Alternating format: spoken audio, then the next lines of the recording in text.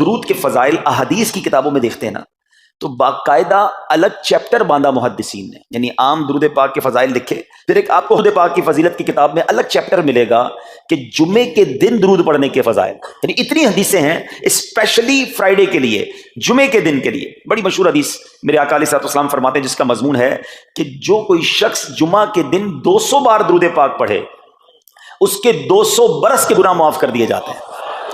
اب یہ کتنی پیاری حدیث ہے۔ ایک اسی طرح کی حدیث یہ بیسیکلی کثرت سے بتانے کے لیے، انکریج کرنے کے لیے کہ درود اس دن زیادہ پڑھے جائیں، گناہوں کی معافی کا ایک ایسا سبحان اللہ سلسلہ ہے۔ ایک اور حدیث پاک ہے جس کا مضمون ہے جو جمعہ کے دن 80 بار درود پاک پڑھے اس کے 80 برس کے گناہ معاف کر دیے جائیں گے۔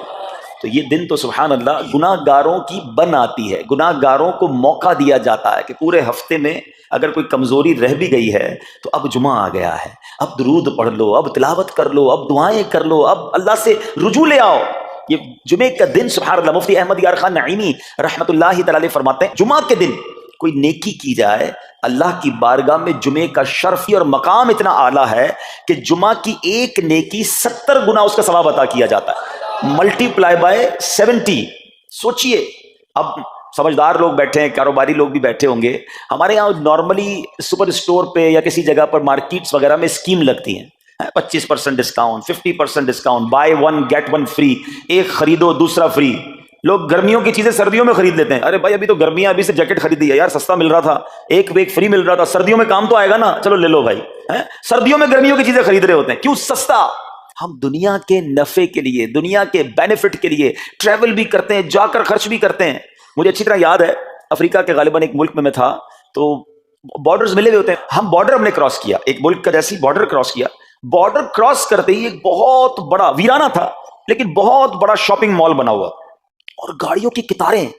تو میں نے اسلامی بھائی سے پوچھا یار اس ویرانے میں اتنا بڑا شاپنگ مال اور اتنی گاڑیاں؟ تو انہوں نے وجہ کیا بتائی، کہتے ہیں جس ملک کے بارڈر کے ساتھ یہ سٹور ہے نا، اس ملک میں ٹیکس ہے، یہ ملک ٹیکس فری ہے۔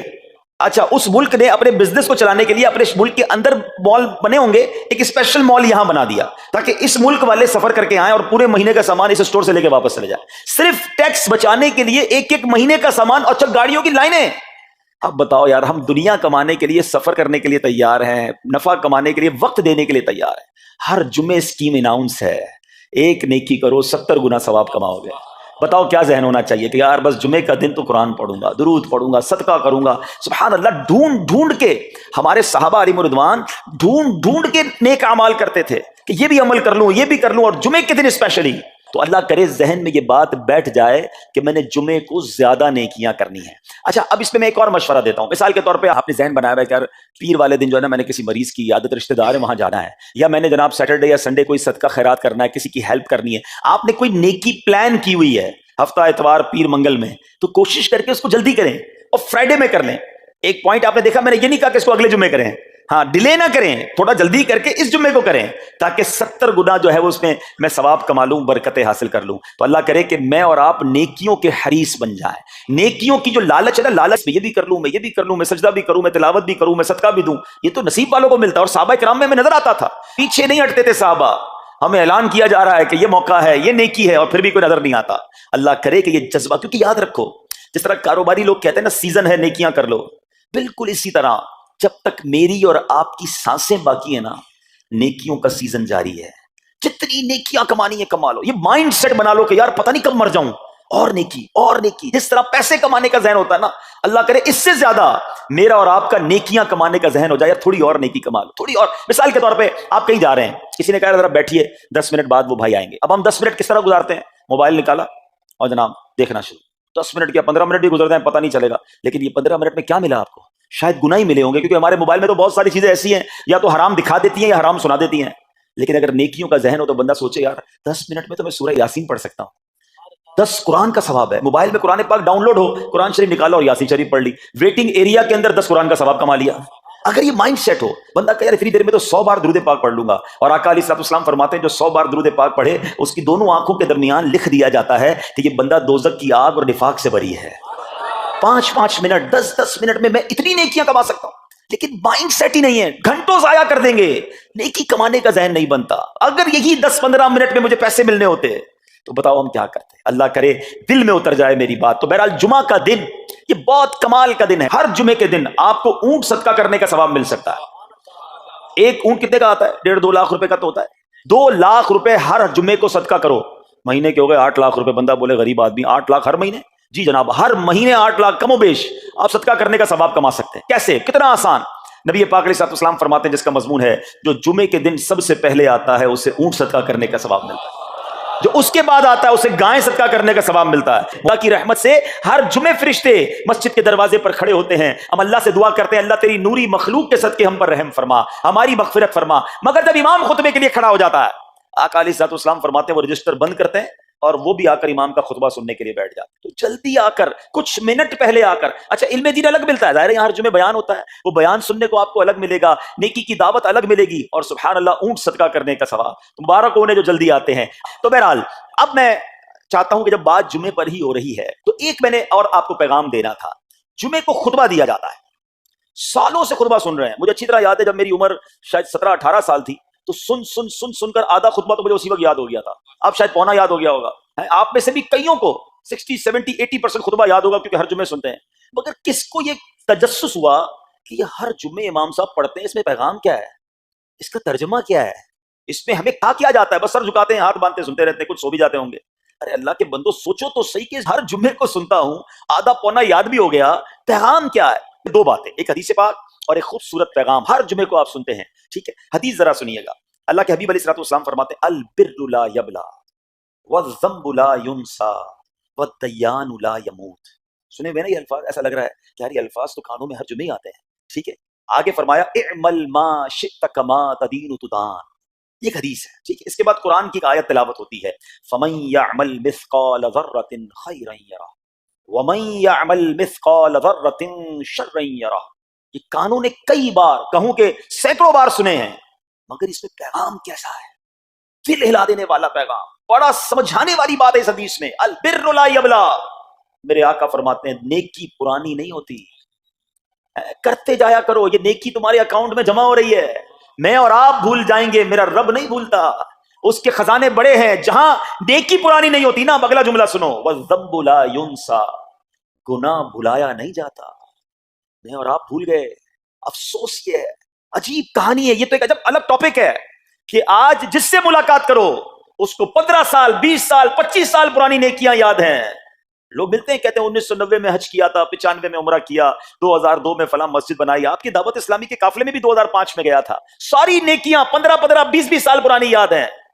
گناہ کل جھوٹ بولا تھا یاد ہے؟ کل رات کو بد نگاہی ہو گئی تھی وہ یاد ہے؟ پرسوں غیبت کی تھی وہ یاد ہے؟ سالوں تو چھوڑو، ہم گھنٹے پہلے کا گناہ بھول جاتے ہیں۔ مگر حدیث ڈرا رہی ہے، سمجھا رہی ہے کہ دیکھو وَالذَّنبُ لَا يُنسَى، گناہ بھلایا نہیں جاتا، تم بھول گئے ہو مگر کہیں لکھا ہوا ہے، جواب دینا ہے۔ اور آگے فرمایا وَالدَّيَّانُ لَا يَمُوتُ، فرمایا کہ جو فیصلہ کرنے والا ہے اس سے موت نہیں آتی، اللہ کو موت نہیں آنی، میں اور آپ مر جائیں گے۔ جس نے ڈیسیشن لینا ہے، جس نے فیصلہ کرنا ہے، اس سے موت نہیں آنی۔ پھر آگے فرمایا اعمل ما شئت کما تدین تدان، کر لے جو کرنا ہے، جیسی کرے گا ویسی بھرے گا۔ پھر قرآن کی یہ آیتیں سمجھا رہی ہیں فمن یعمل مثقال ذرۃ خیرا یرہ، جو ذرہ بھر نیکی کرے گا، بھلائی کرے گا، وہ دیکھے گا۔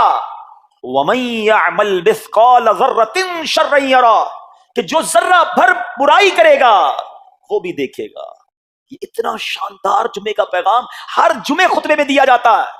اللہ کرے یہ دل کی گہرائیوں میں اتر جائے، دروازہ بند کر کے، اندھیرا کر کے، اکیلے میں گناہ کرنے والا سوچے کہ ٹھیک ہے دنیا میں کوئی نہیں دیکھ رہا مگر میرا رب دیکھ رہا ہے، مجھے اس ذرہ بھر گناہ کا بھی جواب دینا پڑے گا۔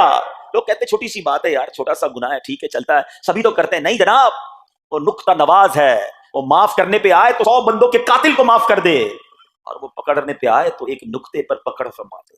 ہمیں ڈرنا ہوگا، ہمیں خوف اپنے دل میں طاری کرنا ہوگا، کیونکہ یہ گناہ میری آخرت میں میری پکڑ کا سبب بن سکتے ہیں۔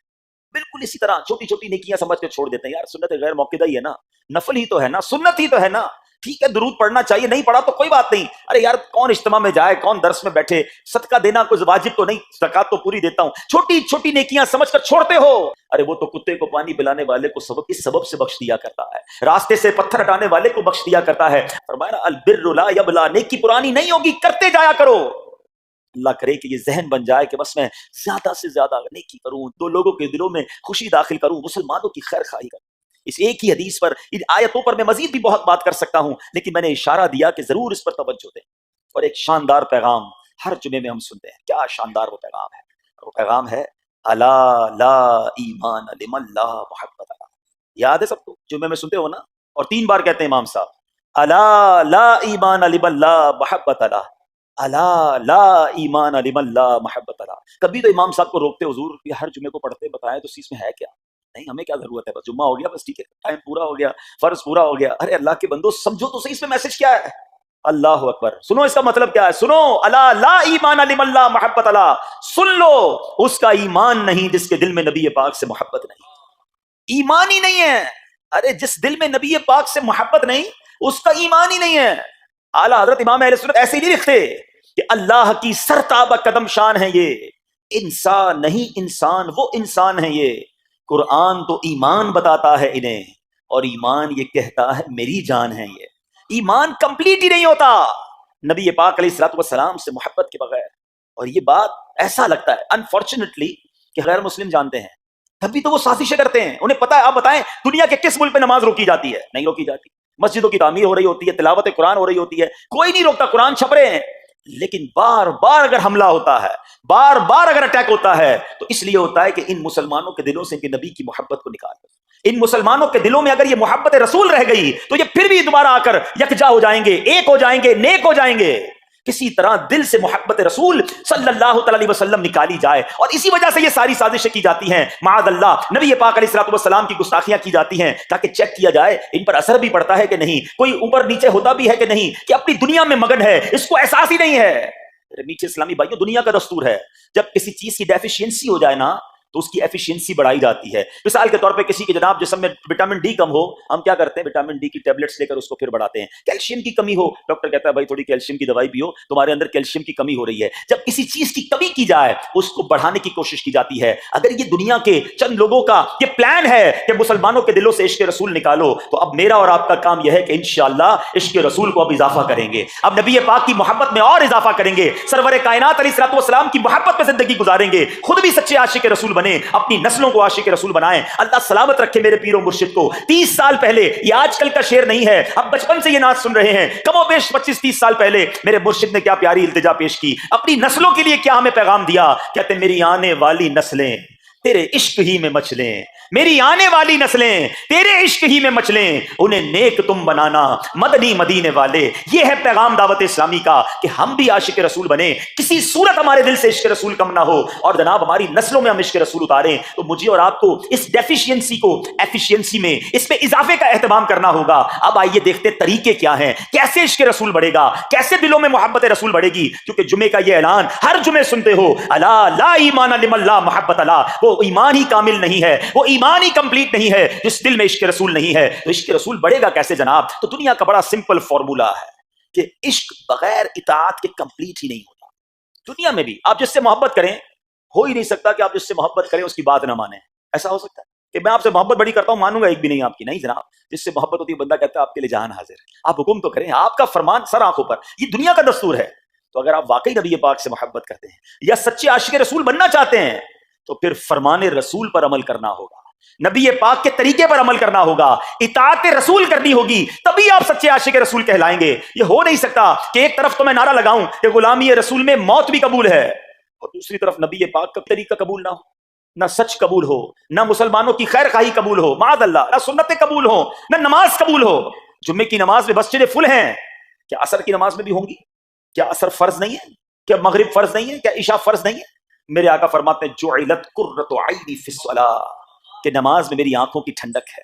ان گستاخان رسول کو یہ جواب دینا ہے کہ تم جتنی نبی پاک علیہ الصلوۃ والسلام کی معاذ اللہ شان میں گستاخی کرو گے دنیا میں تو نیست و نابود ہو ہی جاؤ گے، مگر تم دیکھو گے کہ تمہارا ہر قدم ہمارے عشق رسول میں اضافے کا باعث بنے گا، ہمارے انشاءاللہ نبی پاک کے قریب ہونے کا باعث بنے گا۔ آؤ نیت کریں کہ آج کے بعد ہماری کوئی نماز قضا نہیں ہوگی، آج کے بعد زندگی نبی پاک کی سنتوں کے مطابق گزرے گی۔ میرا چہرہ، میرا لباس، میرا کردار بتائے کہ میں کس کا امتی اور کس کا عاشق ہوں۔ ارے مجھے بتانا کیوں پڑے میں کس کا امتی ہوں، مجھے دیکھ کر پتا چل جائے۔ وہ شاعر لکھتے ہیں نا، فنا اتنا تو ہو جاؤں میں تیری ذات عالی میں، حضور فنا اتنا تو ہو جاؤں میں تیری ذات عالی میں، جو مجھ کو دیکھ لے اس کو تیرا دیدار ہو جائے۔